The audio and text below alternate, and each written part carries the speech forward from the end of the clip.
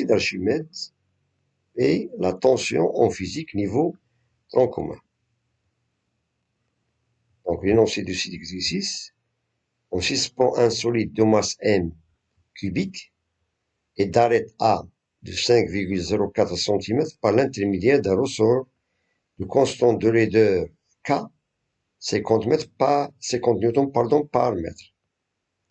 Le ressort s'allonge d'un allongement delta L1 10 cm. Figure A. Donc on a ici la masse M est suspendue à ce ressort de constante de raideur K de 50 newtons par mètre. Dans ce cas, elle s'est allongée d'un allongement de 10 cm. Première question. En étudiant l'équilibre des solides, déterminez la masse petit m. Bien. Ensuite, on immerge totalement la masse dans un liquide. L'allongement du ressort devient delta L2, 8 cm. On a ici la figure B. Donc, lorsqu'on immerge cette masse dans ce liquide, donc, l'allongement devient, au lieu de 10 cm, il devient 8 cm. Donc, question, donnez le bilan des forces exercées sur le solide et représentez ces forces. Troisièmement, déterminer l'intensité FA de la poussée d'Archimède. Quatrièmement, en déduire ρ, la masse volumique du liquide. Et la dernière question, c'est quel est le liquide utilisé parmi le liquide suivant? On a ici dans ce tableau, on a ici 3 liquides. On a l'huile d'olive, l'éthanol et l'eau. Chaque liquide, il a une masse volumique qui est exprimée en kilogrammes par mètre cube. C'est l'unité internationale. On a ici pour l'huile d'olive 920 kg par mètre cube. Celle d'éthanol 781, toujours kg par mètre cube. Et de l'eau 1000 kg par mètre cube. Et on donne que G est égal à 10 newtons par kilogramme. Bien. On passe maintenant à la solution. Commençons par la première question. En étudiant l'équilibre du solide, déterminer la masse M. Réflexion. Donc, d'après la figure A, on a le solide et se met sous l'action. Premièrement, sous l'action de la tension du ressort T. Voilà, c'est une force de contact qui est appliquée à ce point.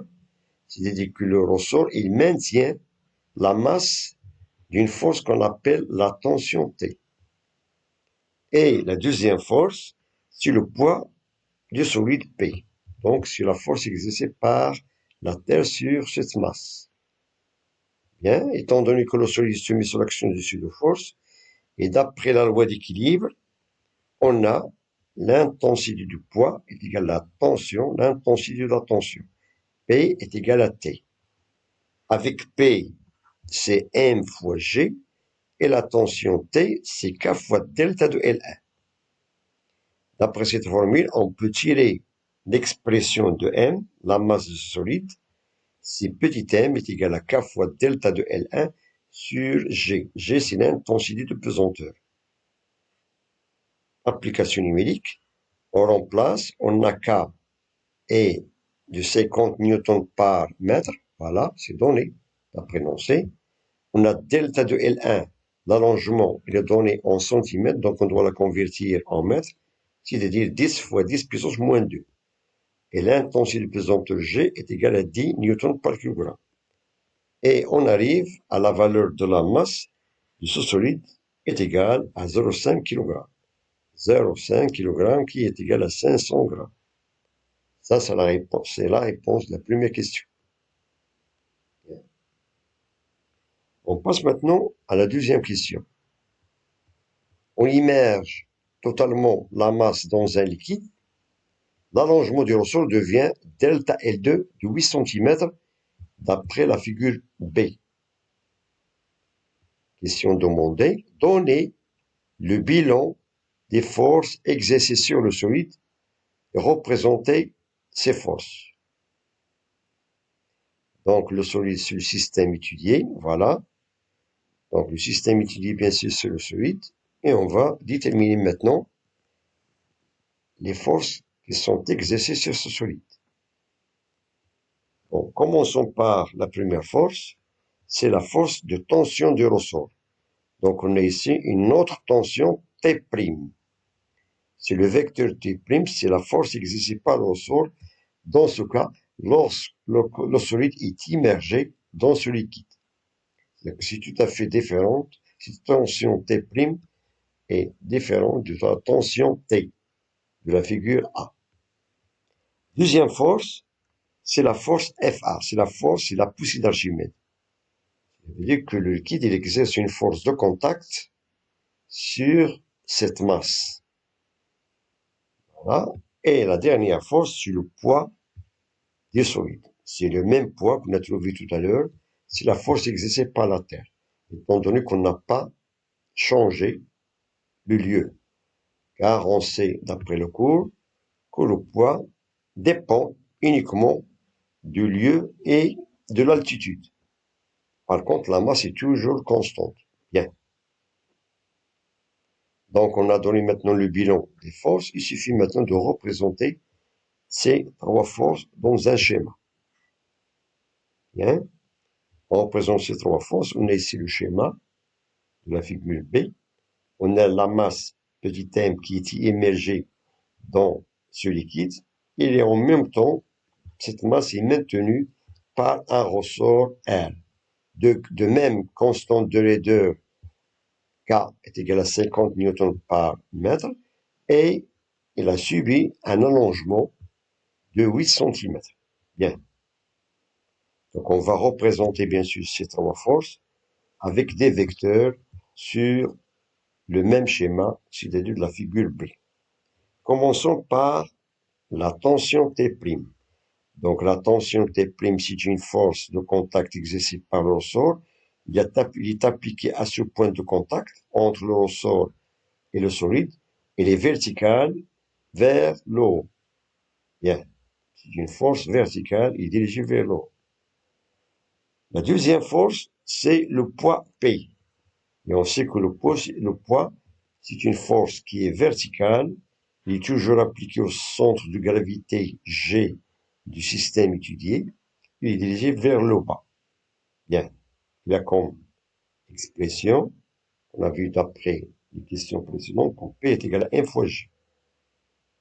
Et la force exercée par le liquide, qu'on appelle la poussée d'Archimède, Fa, elle est appliquée au centre de symétrie de cette masse, ou bien de ce solide. Il est dirigé vers le haut. Il est toujours vertical. C'est pour ça qu'on appelle, c'est une poussée d'Archimède. Donc, c'est elle qui a diminué l'allongement entre l'air et le liquide. Tout à l'heure, on a vu que l'allongement est de 10 cm dans la figure A. Par contre, lorsqu'on introduit ou bien immerge cette masse dans ce liquide, le ressort, elle a été un peu comprimé. Voilà. C'est pour cela, il est devenu 8 cm. Bien. Ça, c'est la représentation de ces trois forces avec ces trois vecteurs. Bien. On passe maintenant à la question 3.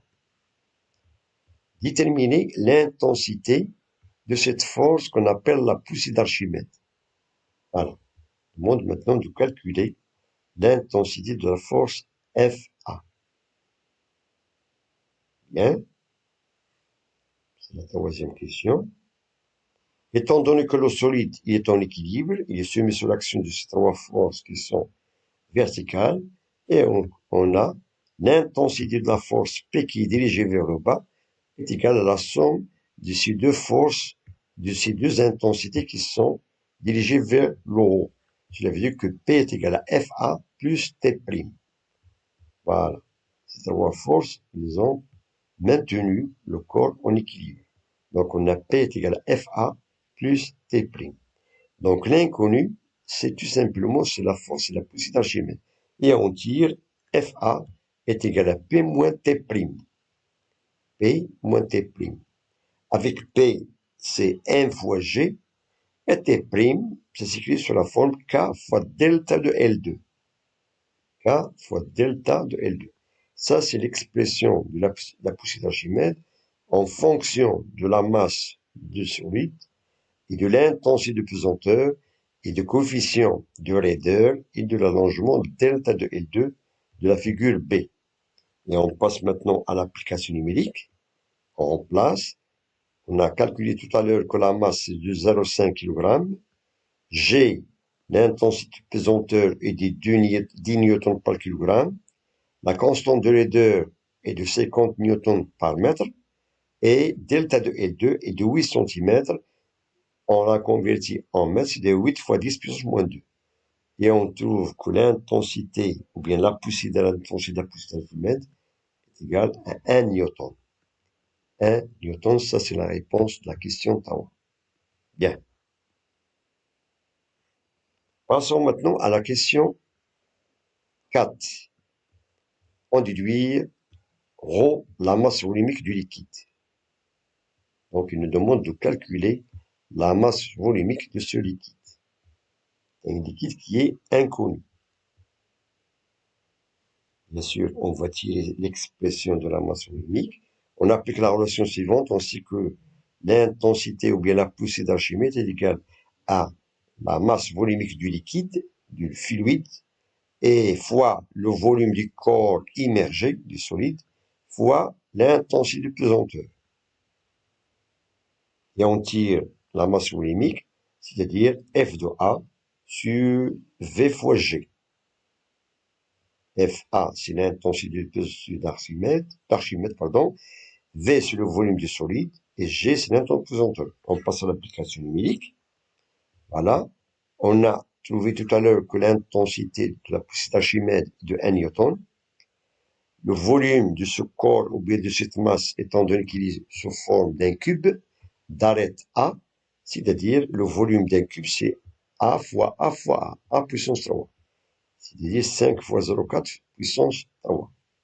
Fois, on a converti bien sûr en mètres cubes, parce qu'on va trouver, d'après ces calculs, le volume de cette masse en centimètres cubes, donc on doit la convertir en mètres cubes, donc on doit la multiplier par 10 puissance moins 6.